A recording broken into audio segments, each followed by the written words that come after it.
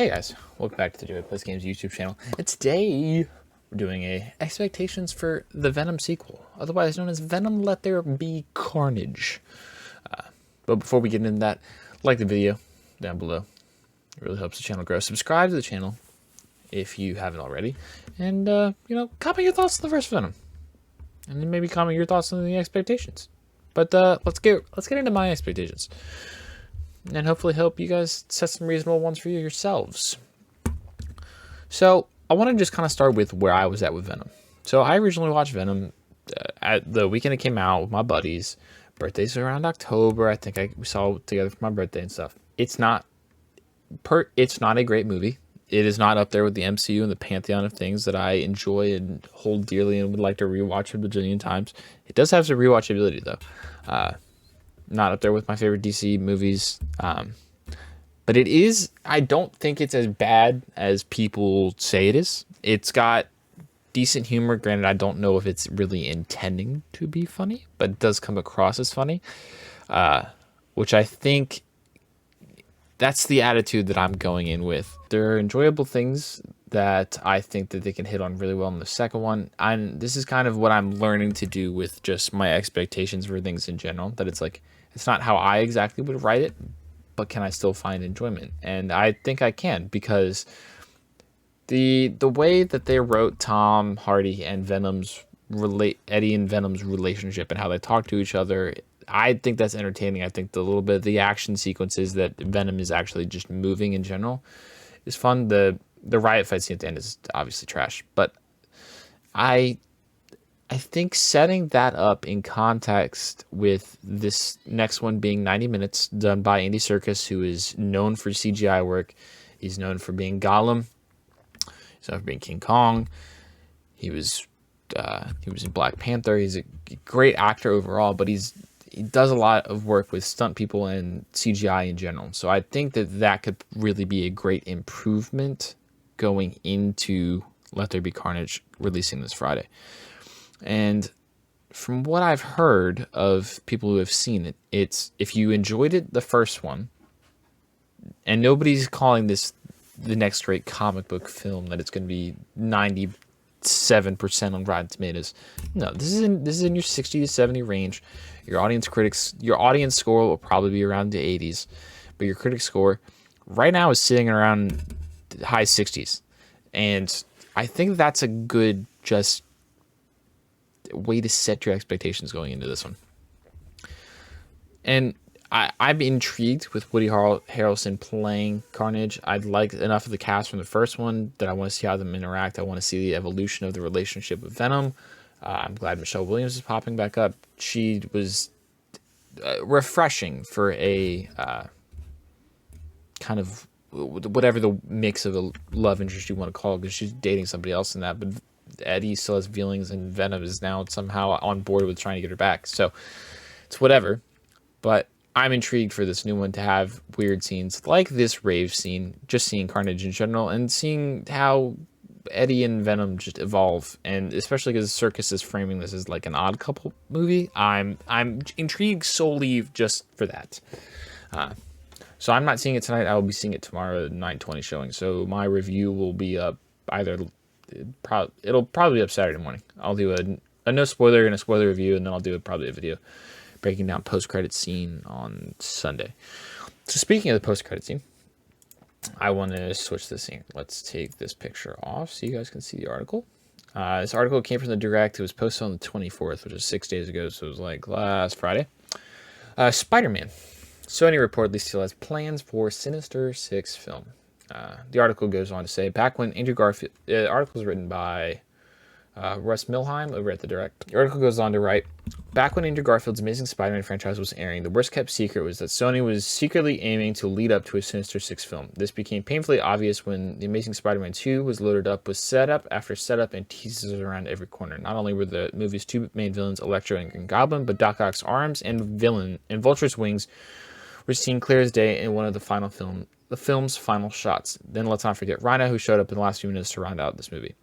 Add Lizard into the mix and it sets up a rough Sinister Six lineup. Obviously, none of that came to pass. Instead, fans have Spider-Man No Way Home, a film which seems to be building towards a very similar conclusion. Now, thanks to someone at Deadline, it's been revealed that not only is Sinister Six a long-term goal for Sony, but they may be using Venom Let There Be Carnage to get there.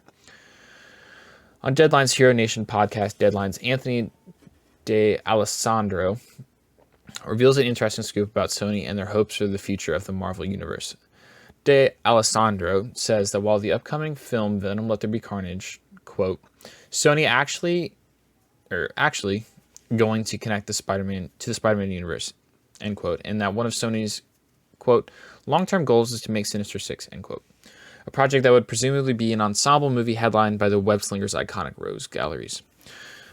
Quote, because Sony's always kept outside of the current Spider-Man stuff they're doing within the Disney MCU, Sony's always kept their Marvel stuff separate, and with this Venom, they're actually going to connect to the Spider-Man universe that's been set up with the Disney MCU, so that's very kind of interesting.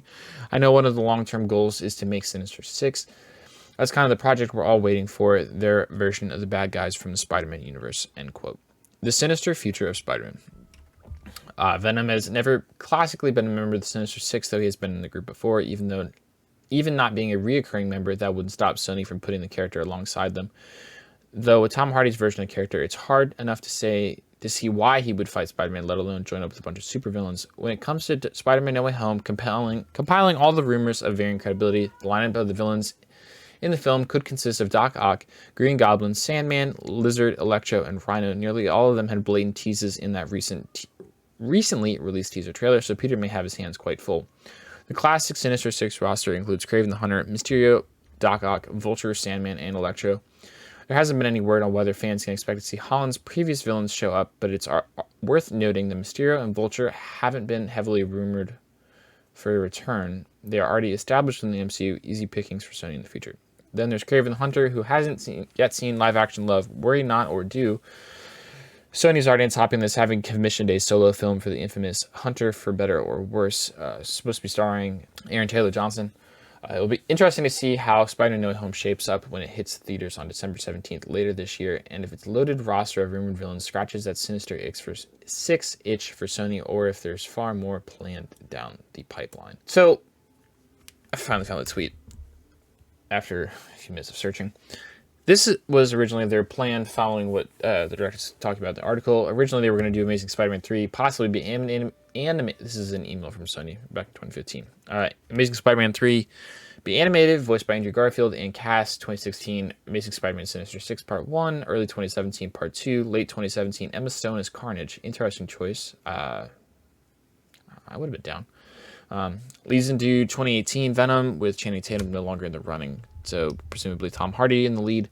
2018 being Amazing Spider-Man 4 Part 1, 2019 being Part 2, 2020 female lead spin-off film, and then 2021 Spider-Man vs. Amazing Spider-Man, starring Tobey Maguire and Andrew Garfield. People just love splitting movies into two now. This was around the time that it was the original Batman and Justice League was being split into two parts, and then that got canceled. Avengers was also getting ready to be split into two parts.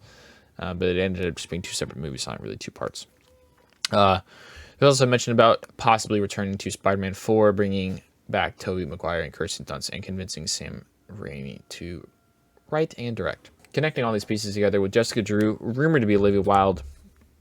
It's Spider-Woman and that film, and then doing, I believe they're also still rumored to be attempting to make it was also rumored in another Daniel RPK tweet that they're planning on using the Madam Web movie to further explore the multiverse. So maybe the multiverse isn't done after No Way Home. So we're getting into really complicated territory, especially considering the recent What If episode, what's going on with Loki, what's going on with Doctor Strange 2, that we may just be dealing, this is where our situation is. Multiverse isn't changing or going anywhere till possibly Kang is done. But at that point, Spider-Man, we're going to be in a weird place with Spider-Man for the next couple of years. Hopefully these first Venom 2 and No Way Home kind of lay out the plan, and then, because I think Olivia Wilde's Spider-Man or Spider-Woman film is setting up to take place after she finishes filming her current movie with Harry Styles.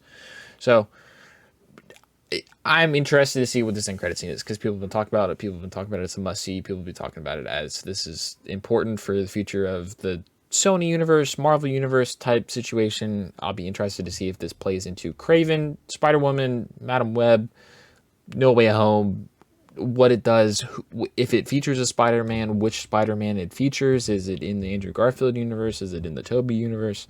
Probably not Tobey, considering whatnot. You know what I mean? There's some weird implications here that I'm interested just to see. Maybe will even be worth a second viewing, considering the film's only like 97 minutes. So these are my expectations for the film. I hope you guys kind of see where I'm at. Maybe this will help you guys set some honest expectations for the film for yourself. Don't go in expecting a perfect 10, but go in expecting a fun, goofy time. I mean, Eddie's holding a chicken, and he's going to a rave. Let's keep our expectations low, but enough that you can go and enjoy the movie and have a good time. If you enjoyed my video, feel free to like the video down below. Comment your thoughts on what your expectations are for the movie, and subscribe to the channel so you don't miss a beat of the content. Coming up, we will probably have Venom no spoiler review, Venom spoiler review, and then Venom post-credit sequence, and then we'll be getting into a little Bond rewatch for No Time to Die next Friday. And obviously we'll be having the shows, the What If episode 9, the finale, and then Titans episode 11, and then I think we're rapidly approaching DC fandom, so I'm maybe not next week, but the week after that, I'll be doing a episode or a little video talking about expectations and predictions for fandom. Maybe we can do a little mini podcast on it. That could be fun, considering we haven't podcasted in a while. So thank you guys so very much for watching, and I'll see you guys next time. Peace.